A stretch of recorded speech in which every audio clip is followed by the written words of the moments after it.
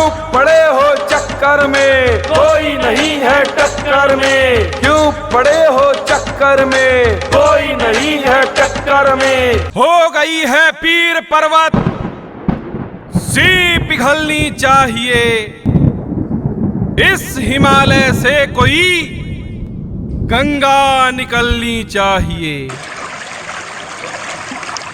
मेरे सीने में नहीं, तेरे सीने में सही। हो आग कहीं हो, मगर आग जलनी चाहिए, आग जलनी चाहिए। सिर्फ हंगामा खड़ा करना मेरा मकसद नहीं, सिर्फ हंगामा खड़ा करना मेरा मकसद नहीं। मेरा मकसद है मेरे क्षेत्र की दशा और दिशा बदलनी चाहिए, दशा और दिशा बदलनी चाहिए। अधिकार को मिली आजादी, घुसखोरवन के भगा दी। चाची होखे से बचा ली अपना क्षेत्र के बर्बादी। क्रूरता के मिटई है हो, भ्रष्टाचार के भगई है हो। जनी बतिया के हमारा चाची बिसरई हा, अपना संजय गुप्ता है के जीतई हा। जनी बतिया के हमारा चाची बिसरई हा, अब की जिला परिषद बनई हा। जो पानी से नहाएगा वो सिर्फ लिबास बदल सकता है, जो पानी से नहाएगा वो सिर्फ लिबास बदल सकता है, लेकिन जो पसीने से नहाएगा वो इतिहास बदल सकता है। हाथ से ही मौका न छूटे, बेटा के आस न टूटे। केहू के कहला में नहीं हो, आज से वो दिलावेला झूठे। मट्टी के लाल बाड़े, धर्म के रखवाल बाड़े। लाचारे कमजोरी के सहारा संजय भैया बाड़े। लाचारे कमजोरी के सहारा संजय भैया बाड़े।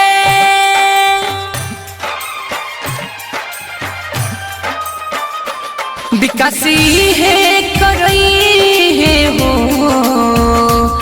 अधिकार दिलई है हो। और जी करता रे पगड़ी तू बचई हा, अपना संजय भैया के जीतई हा। जन बतिया के हमारा चाची बिसरई हा, अब की जिला परिषद बनई हा। हम अपना चैन गंवा के भी आपको सुकून देंगे, सिर्फ वायदा ही नहीं विकास का मजमून देंगे। हम अपना चैन गंवा के भी आपको सुकून देंगे, सिर्फ वायदा ही नहीं विकास का मजमून देंगे। उनसे बच के रहिए, उनसे बच के रहिए जो आपको पानी तक न दे सके। हमसे मांग के देखिए, हम आपको अपना खून देंगे। क्षेत्र 34 के ई भैया शान बाड़े, छात्र नौजवान लोग के इहे पहचान बाड़े। देव के ध्यान बाटे, सबके अभिमान बाटे। अब की भूले के नइखे, ई सबके ध्यान बाटे। अब की भूले के नइखे, सबके ध्यान बाटे।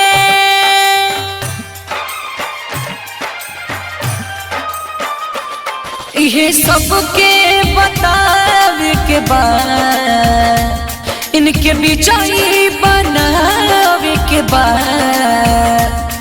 केहू के तनो लो भाई जन चाची तुल भई हो, अपना विधावती कुमारी के जीतई हो।